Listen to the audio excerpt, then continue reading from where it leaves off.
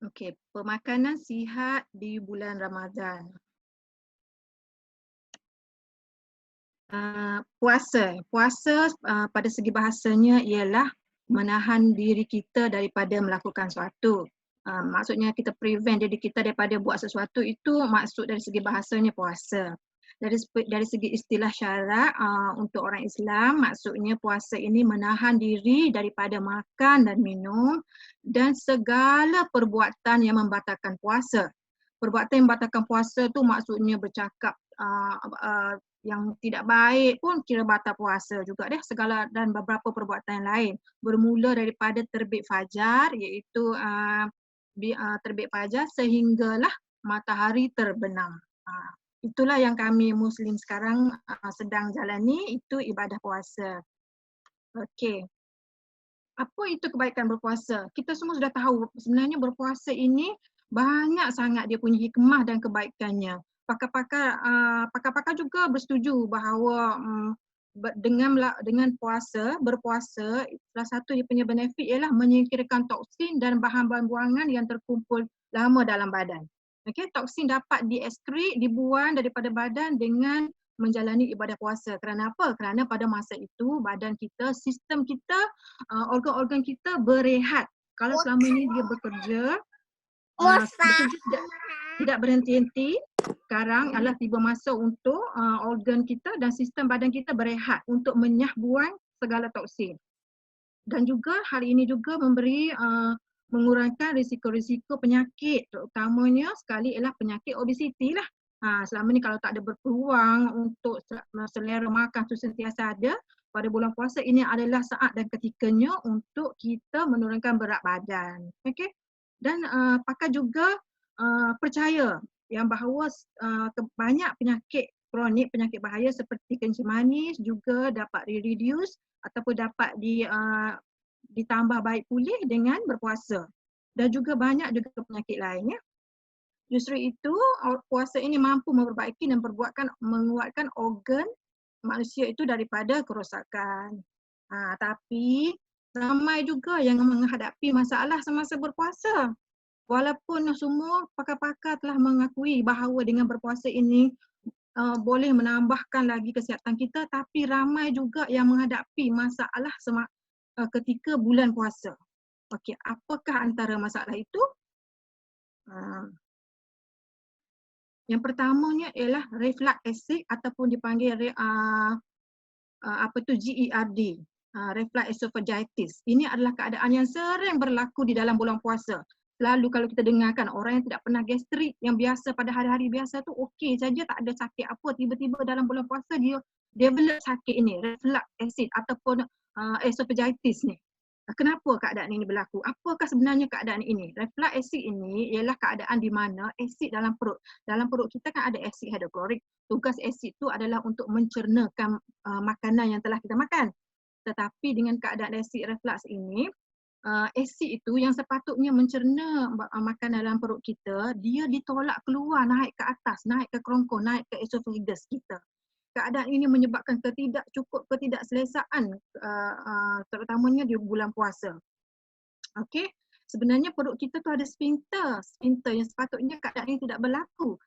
Tapi kenapa keadaan ini berlaku? Antara sebab-sebab kenapa reflux acid ni sentiasa sering berlaku di bulan puasa ialah kerana sebab utama, punca utamanya ialah kerana ketidakhadaman makanan.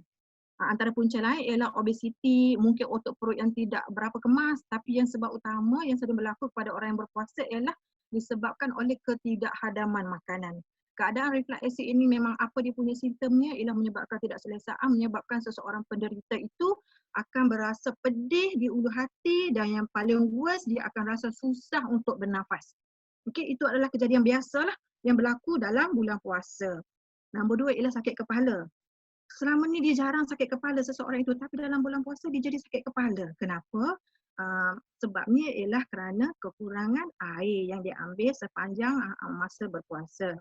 Kekurangan air ini menyebabkan otak kita akan bertindak, akan mengeluarkan bahan yang dinamakan histamin. Pengeluaran histamin ini akan menyebabkan seseorang itu sering merasa sakit kepala, especially dalam bulan puasa. Antara masalah lain ialah masalah pencernaan, sering kembung, sembelit dan juga perut kembung. Ya. Perut sembelit ini kerana pengambilan secair adalah berkurangan semasa berpuasa. Perut kembung juga begitu juga. Kerana perut kembung ini adalah sering terjadi terhadap orang yang berpuasa kerana pola bermakanan sudah bertukar. Ha? Bila seseorang itu kalau hari biasa dia makan macam 3 kali sehari, 4 kali sehari, tapi dalam bulan berpuasa dia kena makan 2 kali sehari, jadi seseorang tu mungkin balas dendam. Kalau kuantiti yang dia ambil selama ni sikit, tapi dengan berlapar di siang hari dia mengambil dalam kuantiti yang sangat banyak, menyebabkan perut dia akan tidak rasa selesa. Okey, ini seperti saya cakap tadi, makanan berlebihan semasa bulan puasa, kekurangan pengambilan air dan kekurangan pengambilan nutrien yang tertentu disebabkan oleh berpuasa. Kesihatan adalah anugerah yang paling berharga.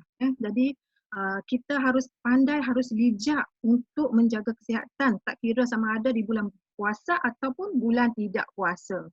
Okey. Okey, kerana itu kita haruslah bersederhana dalam bulan puasa, tidak makan dengan keterlaluan, tidak membalas dendam sebab tidak boleh makan, tiba-tiba waktu berbuka terus makan berlebihan. Memilih makanan yang mesra perut, tidak memilih makanan yang berasid, makanan yang panas. Okey, ini adalah tips lah. Makan mengikut keperluan badan. Okey, jangan ikut selera. Mengelakkan pengambilan makanan yang terlalu berat. Makan nasi, tambah nasi sampai tak boleh bergerak. Itu menyebabkan keadaan perut menjadi kecewa, menyebabkan keadaan reflux esophagitis tadi. Mengelakkan makanan yang masak dan pedas juga harus dielakkanlah sepanjang bulan puasa. Okey. Berapa kali biasanya kita makan sehari? Kalau bulan tak puasa, berapa kali kita makan sehari? Kita dah biasa dengan keadaan itu. Apakah daya anda semasa bulan Ramadan seimbang? Apakah kita mengambil cukup nutrien sepanjang bulan Ramadan? Apakah kita boleh mengambil sekurang-kurangnya 5 hingga 10 jenis sayur buah-buahan sehari? Boleh ke? Okey, kekurangan nutrien ini akan menyebabkan fungsi sistem imuniti badan akan menjadi rendah. Okey, sebab mungkin juga sebab berpuasa, pengambilan nutrien tidak mencukupi akan menyebabkan kita punya sistem imuniti menjadi rendah dan keadaan sistem imuniti yang tidak berapa stabil ini akan menyebabkan senangnya seseorang itu mendapat jangkitan. Especially dalam musim sekarang ni, COVID-19 yang berluasa sekarang ni, sekiranya tidak dijaga nutrien dengan betul, pengambilan nutrien tidak mencukupi, senanglah ancaman virus dan bakteria menyerang seseorang itu kerana kekurangan nutrien. Okey. Bagaimana untuk mengatasinya? Bagaimana mendapat nutrien dalam makanan harian anda? Tambahkan dengan spirulina dalam regimen pemakanan seharian anda. Apa ni spirulina ni? Okey. Sebelum saya pergi kepada apa itu spirulina, mari kita tengok dalam Al-Quran juga ada dianjurkan untuk kita memakan spirulina. Sebenarnya dalam Al-Quran, surah Al-A'raf ayat 160 ada menyebutkan Bismillahirrahmanirrahim. Makanlah benda-benda yang baik daripada apa yang kami rezekikan kepada kamu. Sebenarnya dalam Al-Quran dia ada menyebut makanan amanah dan salwa, iaitu makanan yang bermacam madu dan juga daging. Tetapi mengikut huraian para ulama, kita disarankan juga untuk mengambil makanan-makanan yang superfood yang mana memberi banyak manfaat kepada manusia. Okey, adalah salah satu makanan yang sebab makanan ni tumbuhan yang di muka bumi ni banyak, semuanya macam mana kita untuk memanfaatkannya. Salah satu yang dianjurkan untuk dimakan, untuk dipergunakan adalah spirulina. Okey, spirulina ini adalah satu tumbuhan alge biru yang hidup berjuta tahun dahulu. Dia ini adalah superfood yang mana dia dianggap sebagai penyelesaian ke atas masalah kebuluran.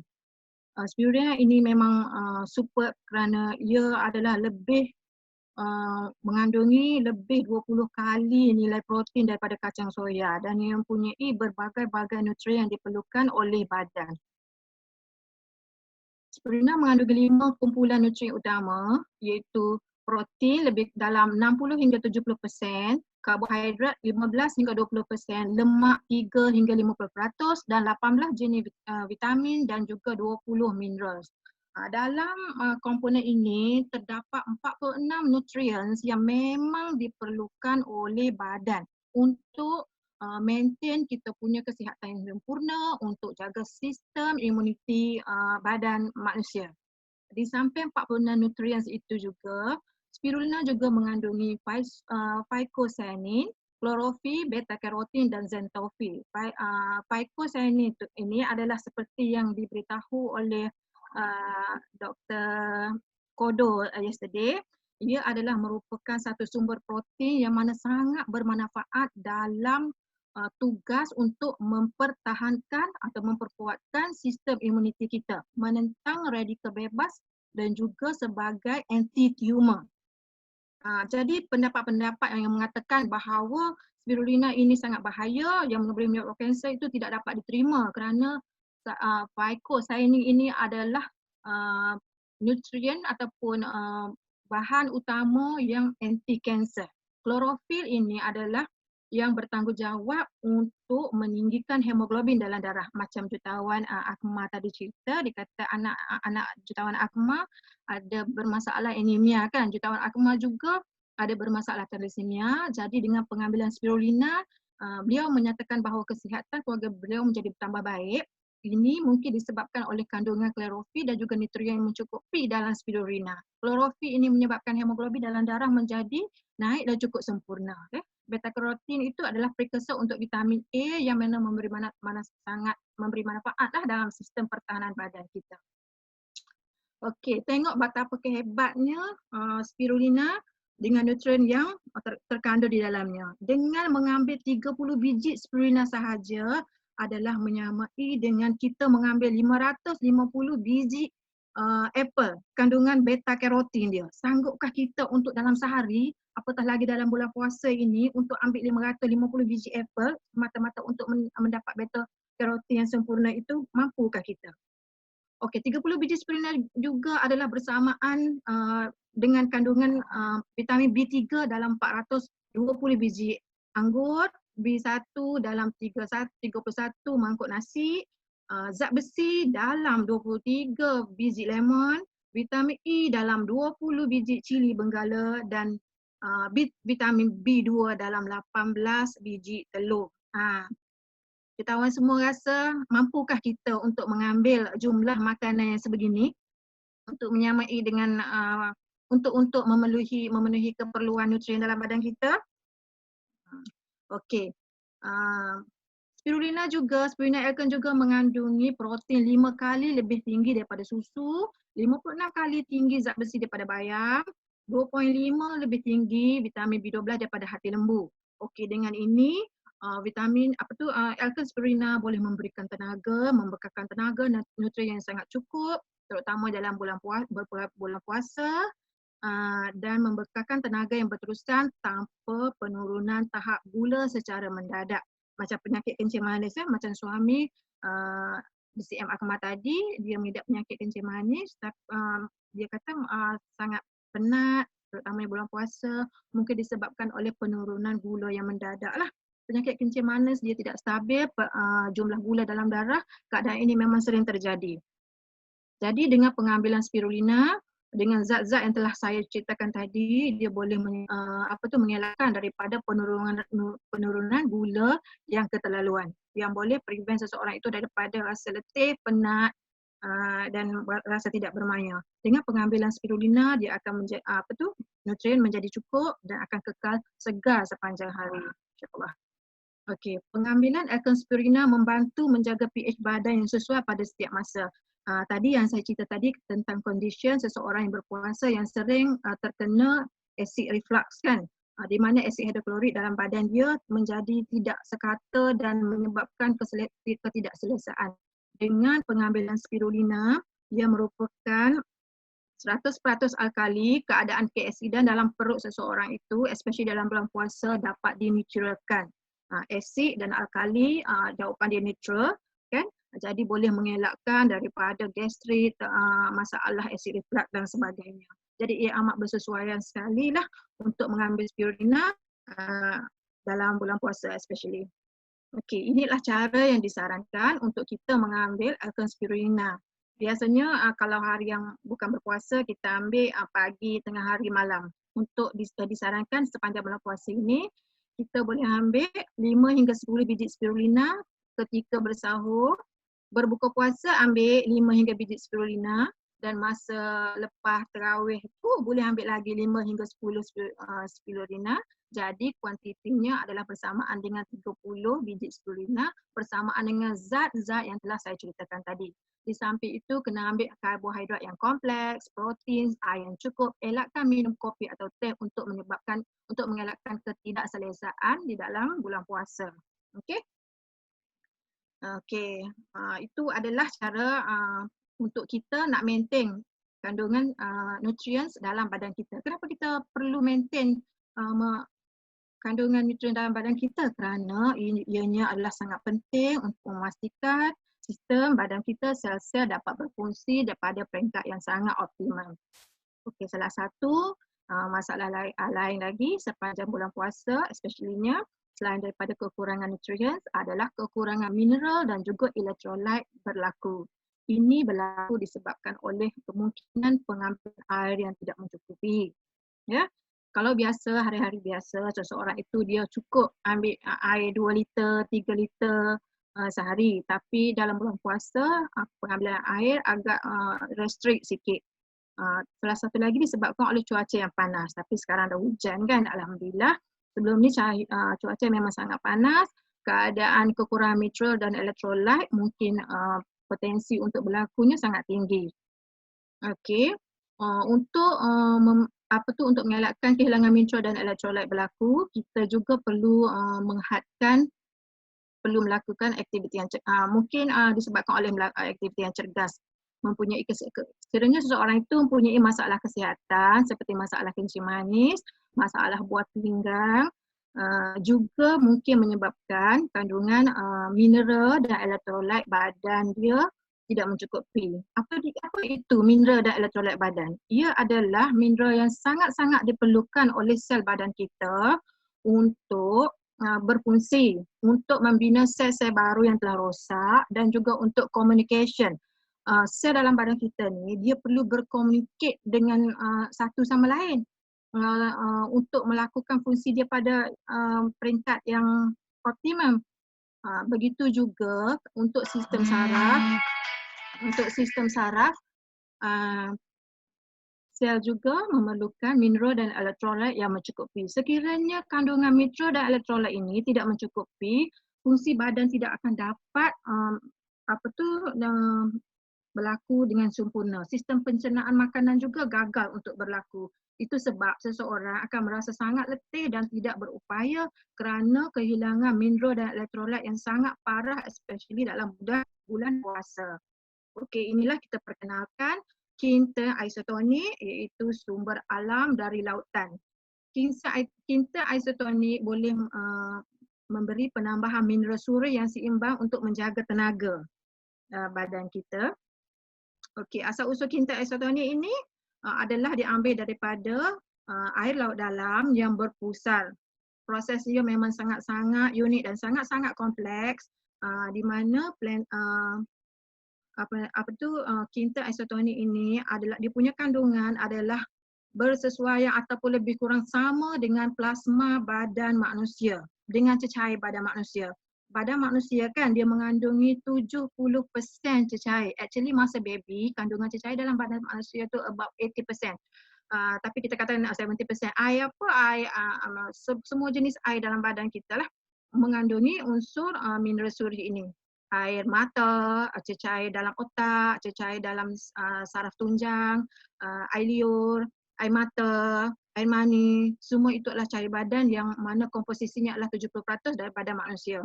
Okey. Kinta isotonik tadi adalah menyamai dengan cecair badan manusia, especially dengan plasma badan manusia. Okey, di manakah mineral kinta isotonik ini diambil? Ia diambil daripada lautan dalam yang memang tidak ada pencemaran. Ia adalah berlaku di proses phytoplankton dan zooplankton. Phytoplankton itu adalah tumbuhan di dalam lautan yang mana berupaya menukarkan tenaga dan nutrien dalam laut itu menjadi tenaga. Phytoplankton itu akan dimakan oleh zooplankton. Zooplankton itu adalah sejenis animal lah dalam laut.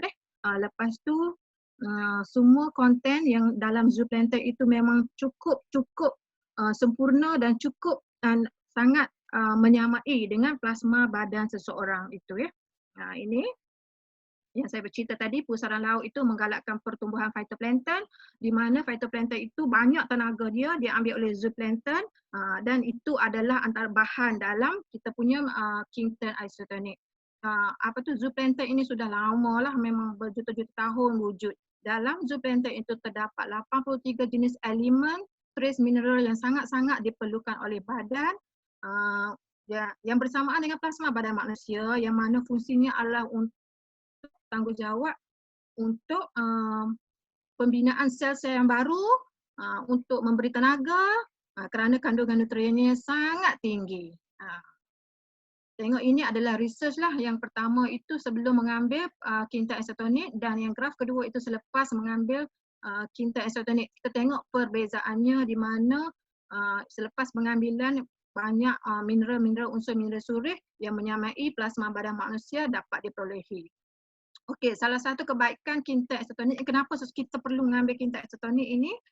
Kerana ia bertugas, dia bertindak dengan secara segera. Dia memang seperti yang kita tahu bahawa dia punya tindakan penyerapannya sangat tinggi kerana ia adalah dalam bentuk hablur. Hablur itu macam bentuk kristal. Jadi bila ia minum, bila kita mengambilnya, dia akan cepat diserap dalam sistem badan kita.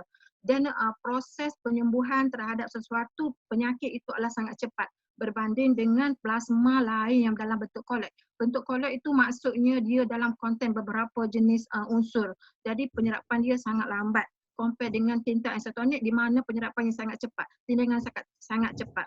Sekiranya seseorang itu mengalami masalah kekurangan mineral dan cecair badan, dengan pengambilan Kington isotonic, penyerapan itu pemulihan akan dilakukan dengan cepat. Begitu juga kalau kita sakit gigi ke, sakit kepala ke, dengan pengambilan Kington isotonic penyerapannya sungguh sangat cepat. Memang betul lah Kington isotonic ini berfungsi sebagai doktor pertama. Sangat hebatlah Kington isotonic ya. Jadi sepatutnya kita semua adalah Kington isotonic ni sebagai sumber tenaga, terutamanya dalam bulan puasa. Itu gambar tu ditunjuk guli, maksudnya dia sangat kecil dan sangat simple untuk diserap. Lori tu sangat besar, payah untuk diserap kalau plasma lain. Ini adalah perbandingan plasma hidup, itu Kington isotonic dengan cecair luar sel dan plasma sel. Kalau kita tengok kandungan sodium, sulfat, klorid, karbonat, mangan, fosfat sama, lebih kurang sama. Kerana kenapa ianya sangat bermanfaat dan kerana sangat hebat Kington isotonic ini, kerana ia punya kandungan memang sangat sama dengan plasma darah manusia. Jadi apa-apa penyakit memang dapat dibantu insya-Allah dengan kandungan istimewa Kington isotonic ini. Okey. Tengok dia punya dengan diletakkan dalam botol kaca untuk memastikan keseimbangannya sempurna macam berada dalam air laut lah. Badan dapat mengekalkan kesihatan dan kecergasan pada setiap masa. Jadi dengan pengambilan dua produk ini, spirulina dapat memastikan kandungan nutrien yang mencukupi sepanjang bulan puasa, tidak rasa letih. Begitu juga dengan pengambilan Kington isotonic yang bekalkan tenaga yang cukup hebat, menggantikan mineral yang kemungkinan akan hilang semasa kita berpuasa. Pengambilan dua items ini memang sangat-sangat disarankan. Okey. Kington isotonic ini boleh diambil oleh semua golongan wanita mengandung, baby, orang dewasa dan orang remaja, semua dapat. Sarana pengambilan Kington isotonic sepanjang bulan puasa, ambil 2 ampul semasa berbuka dan 2 ampul semasa sahur. Sangat memang insya-Allah sangat mencukupi. So begitulah antara saranan menjaga dan memperkemaskan kesihatan kita di sepanjang bulan puasa. Saya harap perkongsian saya ini dapat memberi sedikit sebanyak manfaat. Sekian, terima kasih.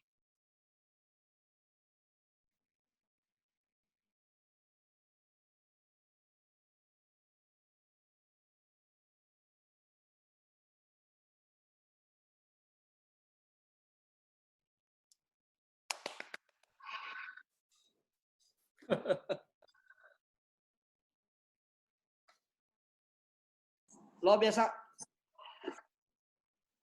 Sangat hebat. Thank you, Mr. Seng. Sangat hebat. I like your sharing.